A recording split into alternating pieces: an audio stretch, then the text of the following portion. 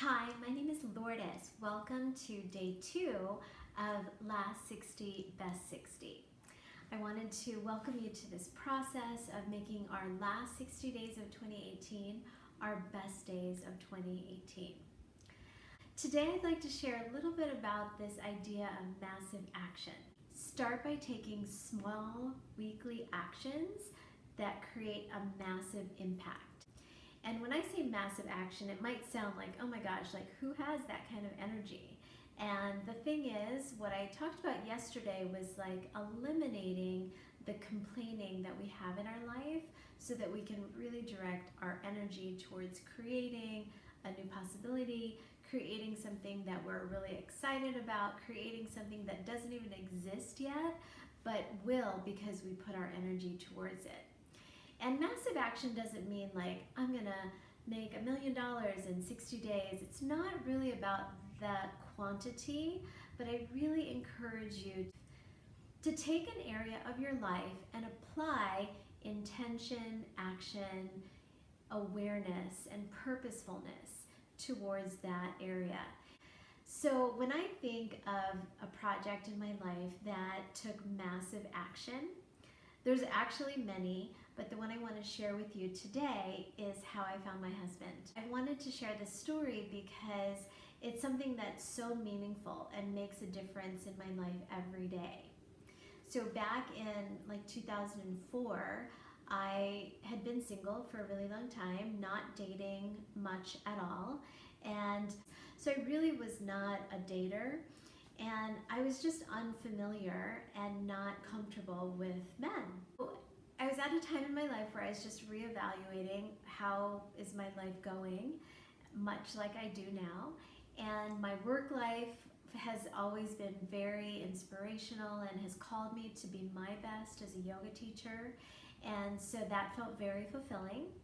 And then when I looked at the area of relationships and romantic relationships, I really questioned, like, do I want to be married? And if I'm complaining about being single, what am I doing about that? I was looking at my relationship life and realizing I wanted to meet someone who was really extraordinary, someone who would cherish me and would care for me in the same way that I knew I was capable of cherishing and loving. So I knew I was looking for someone very, very special. And lo and behold, the next week someone said, hey, I know someone I'd love to set you up with. So I went on this blind date. It wasn't a love connection, but I remember coming home, driving home on the Edens, talking to my friend Chris on the phone and saying, I really had a great time. I wasn't really attracted to this person, but it was very fun to be out on a date. So she just said, Lourdes, you have to go on a date a week. And I was like, I haven't even been on a date a month, like ever. And how am I gonna do that? And I remember her saying, well, you know, when you're at the Starbucks making your tea, you just look up and say, hey, nice tie. And that's how conversations start. Well, it wasn't exactly that easy, but I did start to notice people around me and started to notice that they were actually also looking at me, and so I would just start to have conversations. So that led to some dates. I took on that challenge, and I just knew that part of it was being familiar and just getting used to this experience of talking to men. Schedule something either with someone that I met through friends, or I would just tell my friends if you knew anyone I was, interested in dating, let me know. And so I would go out as much as I could, at least one date a week, which I know like for some people is like on the low end of their dating, but for me that was a lot. If I didn't have anyone that I was interested in dating, I would make myself go out with a single heterosexual man because that was the criteria. And even if I wasn't attracted to that person, I really wanted to practice talking to people and just being myself and most comfortable. Because the other thing that I did was I would come home from these dates and I would journal. That started in April, and it was a night in November. I was driving home and I was coming home, and I had gone on my date for that week, and I was talking to Chris, and she's like, hey, you should come to this party. And I was like, oh, I might just go home. And she's like, come on, be a yes. And I was like, okay, I'm gonna stop by this party. So I come in and just talking to my friends, and I look across the room and I'm like, Chris, I said, who is that guy? He's so cute. And that was Jason. Long story short, we fell in love.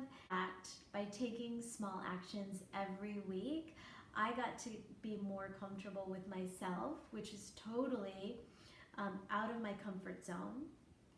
And it really got me clear because I did a lot of journaling, and I was really purposeful about who I was and how I wanted to show up and be for someone, which sounds very, very easy, but for me it wasn't. So whatever it is for you that you need to work on to create massive action, to climb your Everest, to achieve something that's really meaningful for you, it's gonna take getting out of your comfort zone. It's not easy, and it's really worth it. It's really worth getting out of your comfort zone, being really aware of what gets triggered, and being very willing to learn new skills, to be very willing to be forgiving of yourself and how you might show up, to be very willing and open to the process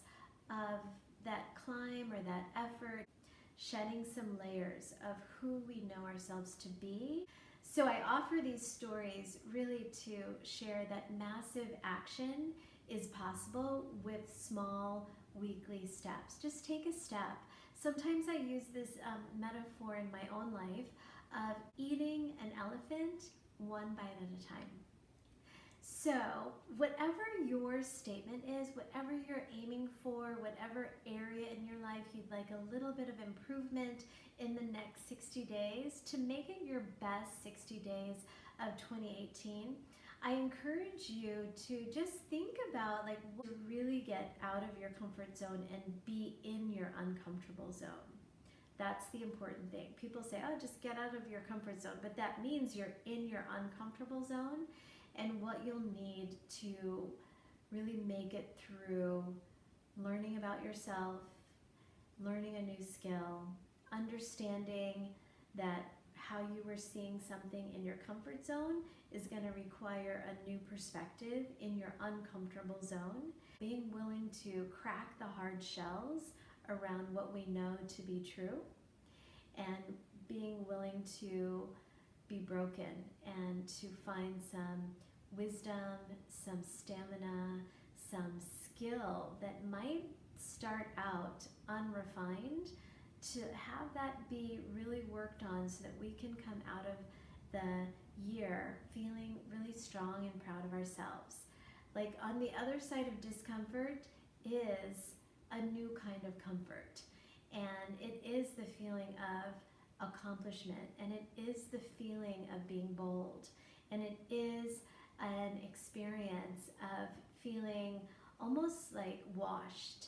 And I love a good shower, so I love that feeling, but sometimes letting go of what keeps us comfortable is not comfortable, and I'm just gonna really hold that space for us all to be in our uncomfortable zone and to learn new things and to be willing to try just a little step every week to get to the place at the end of the year where we're talking to our friend and we're like, I did this. It's an accomplishment, yes, and you're in your uncomfortable zone for a while. So be there, take long, deep breaths, really write down your statement of where you want to be, how you want to be, what you want to have accomplished. Write it down long form in your notebook, in your journal.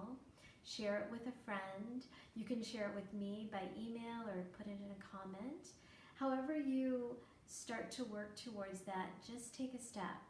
Take a bite out of an elephant, and then consistently showing up and doing that has you at the end of 60 days feeling pretty darn good about what you've accomplished. So if there's anything I can do to support you, please email me, comment if this is helpful to you, and also share it with a friend if you think that it's helpful. I'll see you tomorrow. Thank you so much for being on this journey.